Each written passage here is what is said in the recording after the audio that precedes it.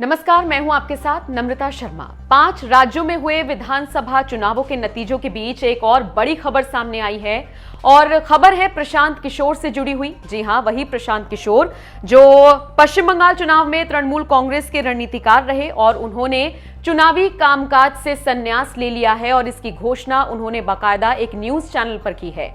उन्होंने कहा है कि मेरे हिस्से का काम मैंने कर लिया है और अब मैं संन्यास लेने जा रहा हूं, यानी कि चुनावों के दौरान प्रशांत किशोर जो काम लंबे समय से करते आ रहे थे वो काम अब वो नहीं करेंगे। हालांकि आपको याद होगा पिछले साल, अगर मैं गलत नहीं हूं, 2020 में उनका एक ट्वीट आया था।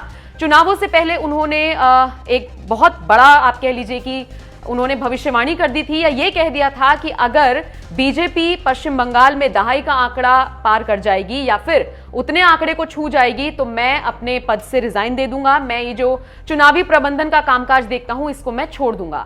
हालांकि पश्चिम बंगाल के जो चुनावी नतीजे सामने आए हैं उसमें हुआ भी ऐसा ही है, मतलब कि जो प्रशांत किशोर ने कहा था वही हुआ। दहाई का आंकड़ा बीजेपी क्रॉस नहीं कर पाई, छू भी नहीं पाई, 100 तक भी नहीं पहुंच पाई और इसके बाद भी प्रशांत किशोर ने इस अपने पूरे कामकाज से संन्यास लेने का ऐलान कर दिया है।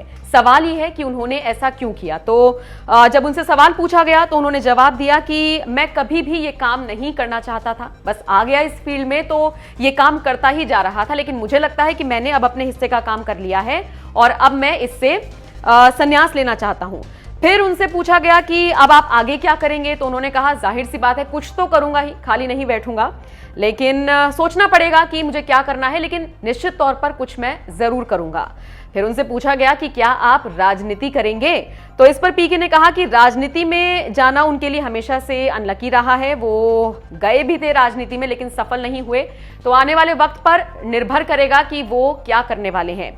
तो कुल मिलाकर ये सारी चीजें हैं जो प्रशांत किशोर से जुड़ी हुई सामने आई हैं और इसके साथ साथ आपको ये भी बता दें कि भले ही राजनीति से उन्होंने संन्यास ले लिया हो, लेकिन हाल ही में पंजाब के मुख्यमंत्री कैप्टन अमरिंदर सिंह के प्रधान सलाहकार के तौर पर वो नियुक्त किए गए हैं। भले ही वो इस पद पर रहते हुए 1 रुपए बतौर वेतन लेने का दावा कर रही हो, लेकिन इन सबसे इतर तमाम जो सरकारी सुविधाएं हैं वो उनको जरूर मिल रही हैं।